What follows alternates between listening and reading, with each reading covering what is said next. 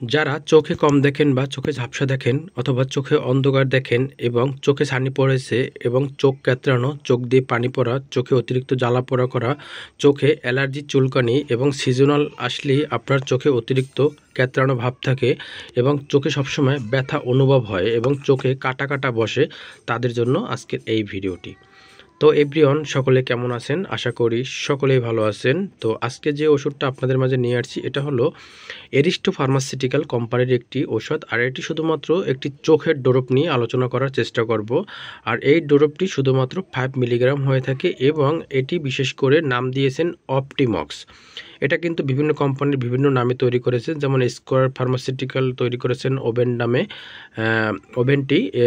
এই ওষুধটি বিশেষ করে জেনেরিক নাম হলো মোক্সিফ্লোক্সাসিলিন 0.5%। আর এটি সম্পূর্ণ জীবাণুমুক্ত একটি চোখের ড্রপ, আর এটি একটি অ্যান্টিবায়োটিক। আর এই ওষুধটি ক্রয় করার আগে অবশ্যই 160 টাকা এমআরপি আছে, সেটা দেখে কিনে নেবেন। এবং ওষুধটি ক্রয় করার আগে অবশ্যই এখানে ডেট আছে, সেই ডেটটা দেখে কিনে নেবেন। যেমন এখানে জন্ম হয়েছে ফেব্রুয়ারি 24 সাল এবং আপনার ডেট শেষ হয়ে যাবে জানুয়ারি 26 সাল। এবং এবার আসা যাক এই ওষুধটি আসলে এর কাজটা কী এবং কারা কারা ব্যবহার করতে পারবেন।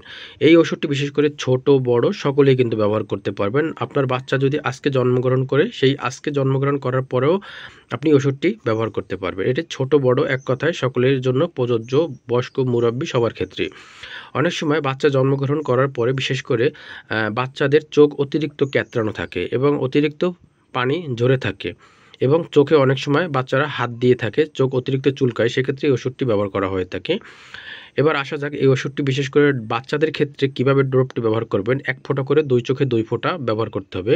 ডান চোখে 1 ফোঁটা এবং বাম চোখে 1 ফোঁটা দিতে হবে। আপনার যদি ডান চোখে সমস্যা দেখা দেয় আপনার বাচ্চার, সেক্ষেত্রে আপনি বাম চোখে ব্যবহার করবেন।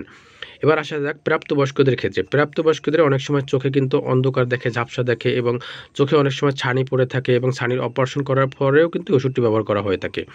এবার এছাড়া আপনার অনেক সময় বয়স্কদের কিন্তু চোখ অতিরিক্ত ক্যাঁতরায়, চোখে অতিরিক্ত জ্বালা পোড়া করে এবং চোখ অতিরিক্ত চুলকানি ভাব থাকে এবং চোখে সবসময় একটা কাটা কাটা ভাব থাকে এবং সূর্যের দিক তাকালে কিন্তু চোখের ভিতরে একটা বিছিল বিছিল বসে, সেক্ষেত্রে কিন্তু এই ওষুধটি ব্যবহার করা হয়ে থাকে এবং এই ওষুধটি চিকিৎসকগণ দিয়ে থাকে।